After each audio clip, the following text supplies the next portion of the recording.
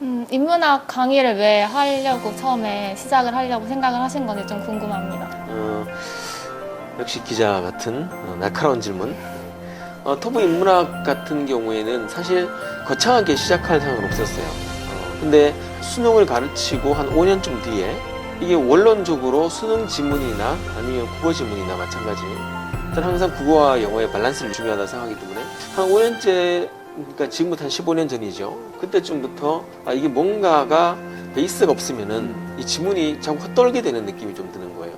근데 그 내용들이 사실 초1 때부터 고3 때까지 사실 다 교과 과정에 있는 내용이에요.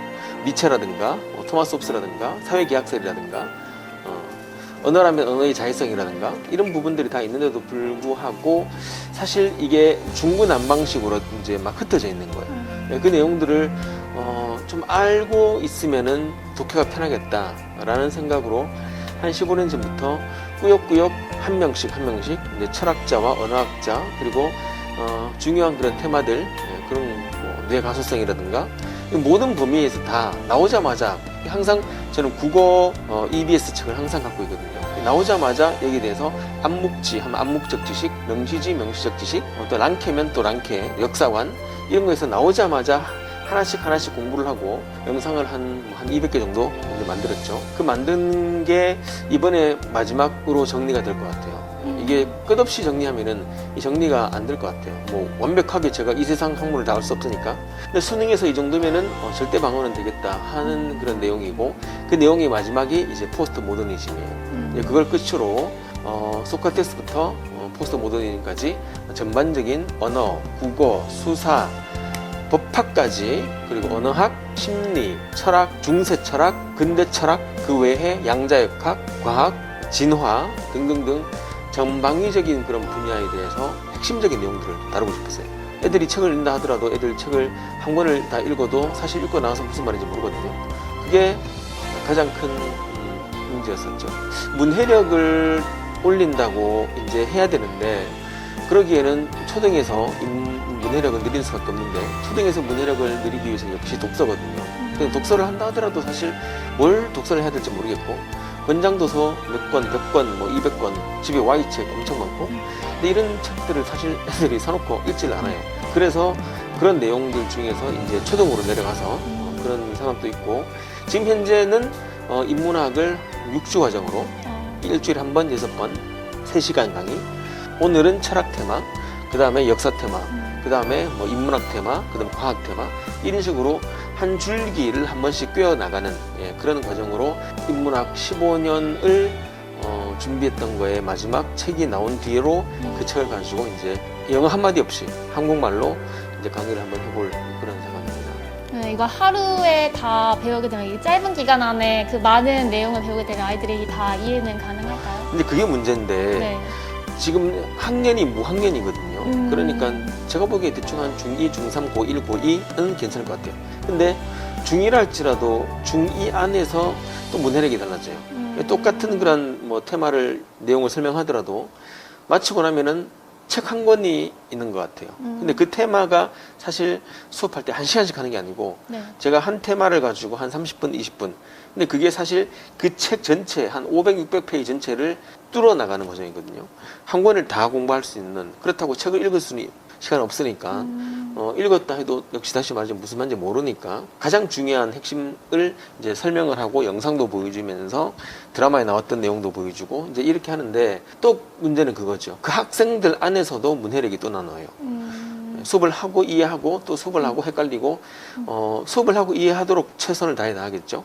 하지만 수업을 해도 이해가 안 되면은 공부해야 돼요. 저희 영상 안에서 제가 영상 많이 넣어줄 건데, 네. 최대한 이해하려고 노력하는 거고, 그게 노력만 된다면, 조금 이해하려고 한다면 그 이해하는 과정에서 문해력은 생길 거고, 이해하는 과정에서 또 국어 능력은 생길 거고, 그게 되면은 영어나 국어나, 영어는 뭐 평정이 될 거고, 사실 구문이 들어가면은 그다음부터는 어휘력과 백그라운드, 배경 지식인데, 어휘력은 외워 나가고 배경 지식은 이건 안 되더라고요.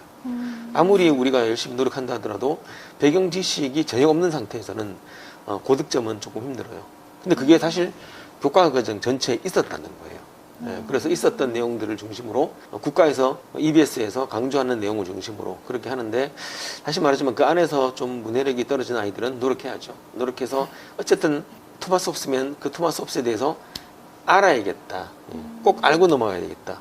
근데 토마스 홉스가 말한 게 한 4-5개 돼요. 중요한 테마가. 여기저기서 토마스 홉스가 나올 거예요. 그런 내용들, 그런 것들 한번 또 철학에서 정리하고 또 논리학에서도 한번 정리해야 되고 사회학도 한번 정리해야 되고 그런 모든 것들에 대해서 좀 뛰어나가는 그러한 과정이 되겠죠. 이해가 좀 어려우면은 이해하려고 노력을 하고 그 다음에 어떤 책을 추천하더라도 그 책을 읽어야 되겠지만 읽을 시간이 없다면은 제가 수업에 말한 내용과 그 다음에 거기에 맞는 동영상에 맞는 내용들을 잘 조합하여 가지고 어쨌든 일주일에 한 번이기 때문에 한 번에 한 10명의 학자를 다룰 거예요. 그때마다 그 학자가 누구인지를 핵심만 알고 있어도 이상 그 너머의 중구난방적인 그 이야기들은 사실 출제가 안 됩니다. 출제가 안 되고 그걸 알려고 하다가 오히려 더 많은 시간을 놓치게 되고요. 그래서 핵심만 이제 뚫어주려고 하고 있어요. 네. 수업의 시간은 어떻게 구성이 될 예정인가요? 이게 참 처음 하는 거라서 정확하게 제가 시행착오를 하겠는데 1교시, 2교시, 3교시 하지만 그날 테마는 철학이면 철학 이런 식으로 나가기 때문에 중간에 심리학은 또 심리학 파트에서 할 거고 철학을 하면 소크라테스부터 쭉 밑으로 오면은 이제 포스트 모더니즘이거든요. 이게 대략 한 2000년, 3000년이에요. 3000년의 모든 지식을 알 수는 없겠죠. 하지만 이 철학이 이런 부분으로 흘렀으며 각 철학자마다 강조했던 게 이런 것이다. 이런 것들을 3시간 동안 이제 나눠서 해줄 거예요. 근데 한 학자만 그렇게 3시간 하면은 저도 지겨워서 못하고 알아도 말해도 별 도움이 안 되는 것 같아요. 이게 좀 유의미한 수업이 되기 위해서는 한 명의 철학자들을 딱 적정 시간에 해서 10명을 전체 다 하고 그래 시간이 좀 되면은 뭐 다른 철학자를 넘어갈 수도 있고 이래서 아마 수업이 재미없지는 않을 거예요. 왜냐하면 전문 철학자를 좀 엮어 나가기 때문에 그렇기 때문에 이게 지루하다 이런 생각보다는 어쨌든 그 날 배운 철학자는 그 주에 끝내야 됩니다. 복습으로.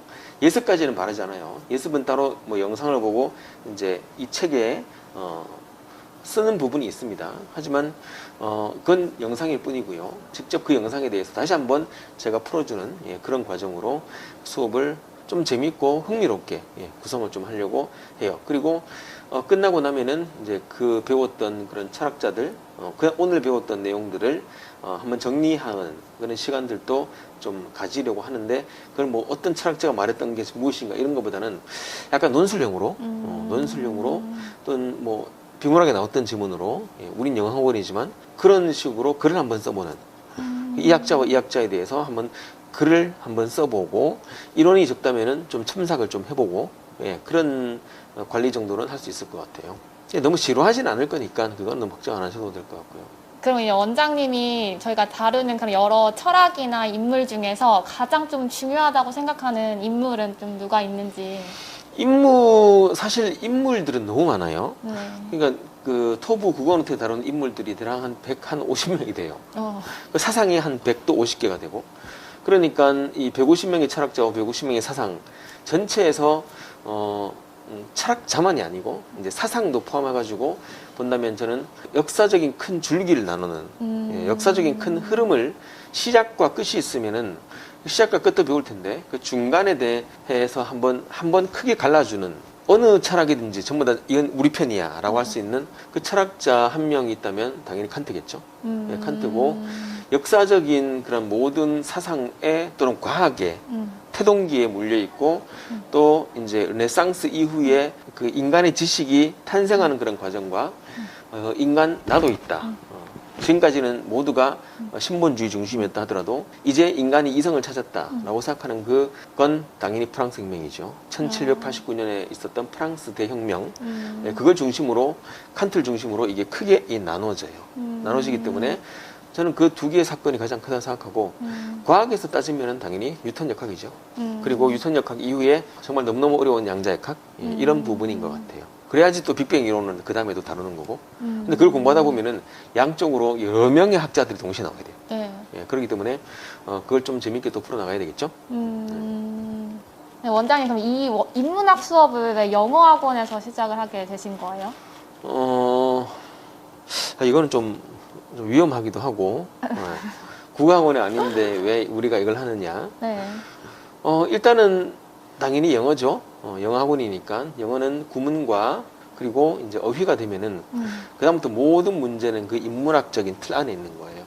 생각해 보시면은 수능이라는 게 어렵다 쉽다 이런 걸 이제 떠나서 수능은 12년 공부의 종지부를 찍는 시험이잖아요. 네. 종지부를 찍는 그런 시험이 쉬워서도 안 되고 터무니없이 어려워서 안 되겠지만은 그 안에 있는 그런 내용을 한번 테마를 본다면은 테마가 사실 그 토부 인문학 그 안에 다 테마가 다 있어요. 다 다뤘기 때문에. 네. 근데 그걸 다시 말하지만 알고 들어가고 모르고 들어가고의 차이는 알고 들어간다면은 뭔가가 답지는 아니지만 지문을 이미 한번 읽고 들어간 느낌, 그런 느낌들을 받는다고 애들이 말을 하더라고요.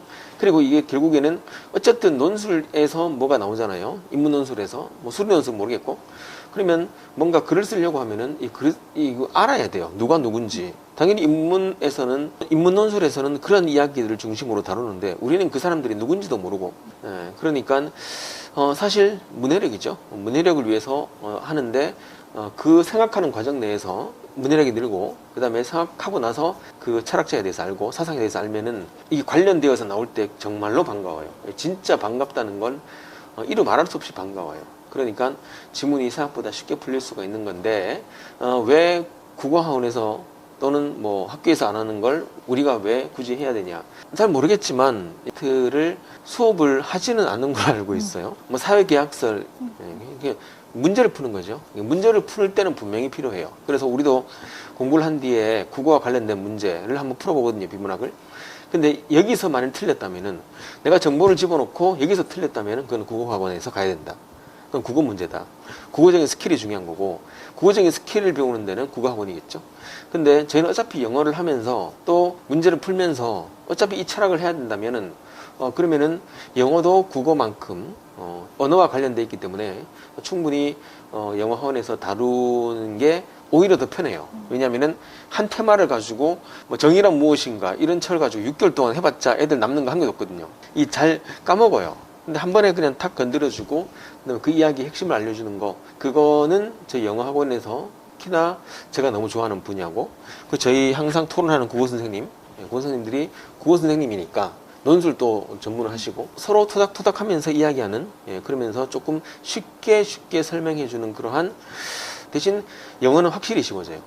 영어는 깊이 안 들어가요. 조금만 알아도 되는데 국어는 확실히 제가 풀어도 어려울 만큼 깊이 이제 들어가야 되는 거예요. 거기에는 아마 국어적인 스킬은 국어학원에서 배우시는 게 맞는 것 같아요. 그럼 이 수업은 몇 학년까지 혹시 나중에 들어도 좀 도움이 될까요? 일단은 지금은 이제 중2, 중3, 고1, 고2. 뭐 인문학은 사실 어디에서 들어와도 상관없어요. 과학에서 들어오는 것도 괜찮고 철학에서 들어와도 괜찮고 그러니까 이게 뭐 며칠날 시작하고 이런 것보다는 고등 정규 과정 되면은 갑자기 뭐 샤르트르에 대해 하고 뭐 까뮈에 대해서 하고 그건 상관이 없어요. 어차피 제가 그걸 가지고 역사의 어느 부분에 속해 있는지를 먼저 설명해 주고 시작하니까 근데 걔들은 조금 문해력이 있는 거잖아요. 근데 이걸 조금만 더 쉽게 조금만 더 체계적으로 한다면은 저는 초4부터 초4까지 내려가고 싶어요. 초4, 5, 6학년 아이들한테 역시 이 우리 인문학 책을 통해서 근데 어떤 그럼 그 얘들이 이걸 듣고 책을 읽는가? 너무 많죠. 그렇다고 이러한 책들을 초등학생들이 읽기에는 너무 어렵죠. 그래서 저희는 한 이 정도 책이 될 것 같아요. 이 정도 책은 뭐 다 사실 필요 없을 것 같아요. 제가 앞으로 만일 초등학생들을 가르친다면은 어떤 한 권의 책을 추천해 드리면은 그 책만 사시면 돼요.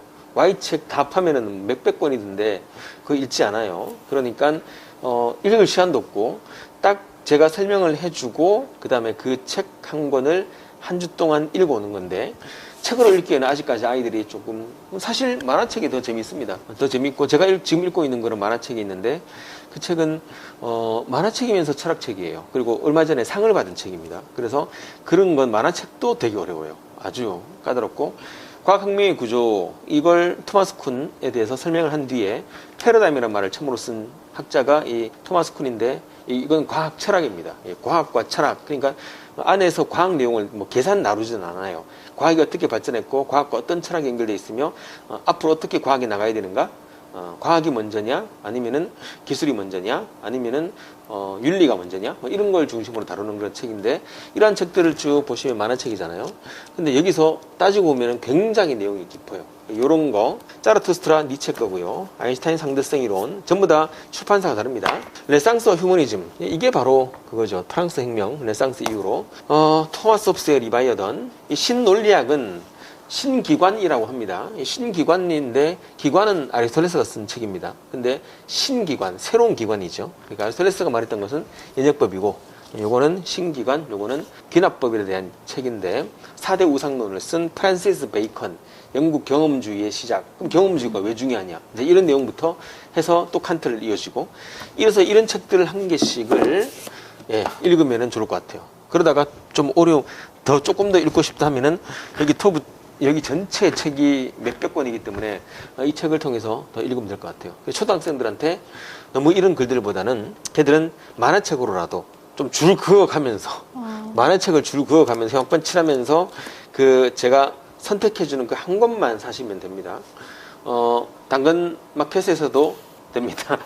그리고 중고책도 좋아요. 굳이 새 책 사실 필요 없습니다. 그러니까 좀 값싸게 또 효과적으로 그렇게 초등학생들을 만나고 싶어요. 이제 제가 나이가 들다 보니 그 아이들이 솔직히 제 아이들 나이가 돼버려 가지고 조금 아빠의 마음으로 한번 차근차근 한번 가르쳐 보려고 합니다. 선생님은 책 관심 있어요? 이런 책? 이제 시작해야 돼요. 네. 선생님은 이제 다 하시잖아요.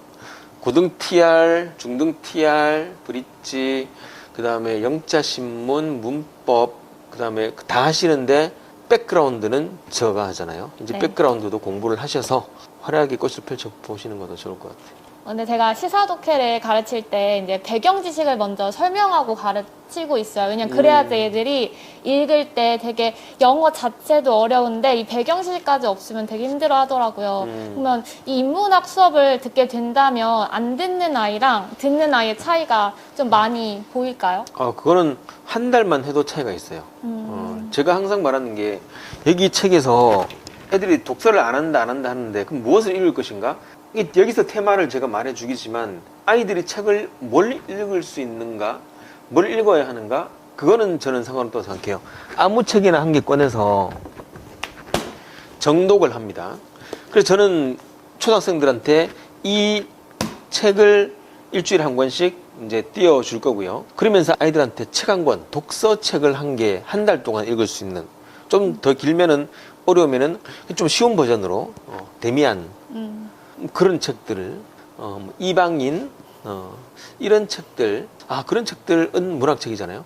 그런 책을 읽으면서 또 한 문장씩 알아가는, 그렇게 하면은 정말 좋고, 어떤 책, 난 이게 아니고 그냥 이런 책을 사서 읽고 싶어, 한 권의 책이라도 그냥 넘어가지 말고 그냥 쉽게 그냥 읽어질 책 같은데, 일단은 책을 펴니까 나오는 게 바로 나치즘이에요. 당신은 나치즘에 동조할 수 있을까? 나치즘에 동조할 수 있을까라는 거기엔 테마는 에리 프롬이죠. 자유로부터의 도피. 그러니까 뭐든지 다 연결되어 있어요. 대신 한 권의 책이라도 안 넘어가는 부분은 없을 정도로 해서 반복해서 한 권만 정독해도 제가 보기에 엄청 나아질 거예요. 정의란 무엇인가 괜찮습니다. 근데 문제는 그냥 허투루 읽는 게 아니라 한 권의 책을 정독. 아마 한 달만 그렇게 해도 글을 쓰는 거나 글을 읽는 거나 뭔가 좀 달라질 것 같아요. 그런 식으로 논술을 쓰면은, 논술을 좀 연습시켜 보면은 신논리학, 프란시스 베이컨의 말한 그러한 철학 중에서 참된 지식의 인식을 방해하는 우상, 4대 우상론이에요. 4대 우상에 대해서 어떻게 생각하는지 한번 써보라. 이런 식으로 하면 아이들이 글이 좀 엉망이겠죠. 근데 또 데미안이라든가 그런 책을 읽으면서 글 쓰는 방법을 조금씩 또 매끄럽게 그렇게 해보는 그런 과정 좋은 것 같아요.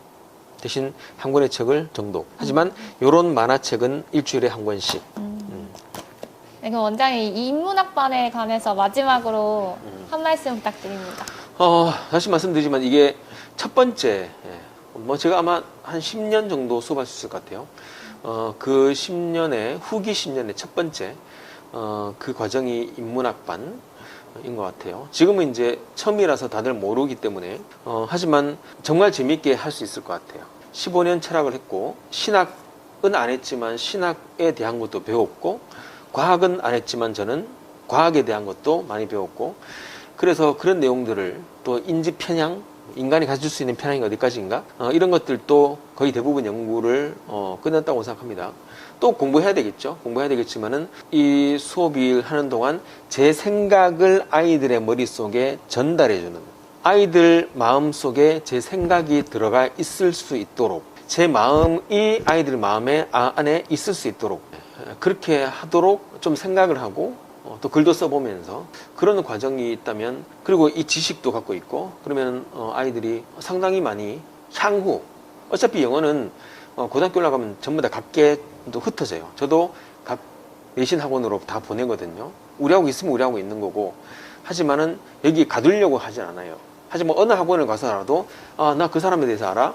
또 어느 학원 가서라도 난 이 문법에 대해서는 알아. 난 어느 학원 가서도 이 구문 난 알고 있어 라는 그런 마음 어디 가서도 깨지지 않는 여기서 배우고 나서 어디 가서도 깨지지 않는 그런 아이들로 단단히 무장시키고 싶습니다. 예. 그래서 이제 시작이지만 앞으로 또 과정이 여러 가지 생길 거예요. 인문학만큼 제가 수업을 할 테니까 한번 지켜봐 주시고 또 한번 관심 가져주시면 될 것 같습니다.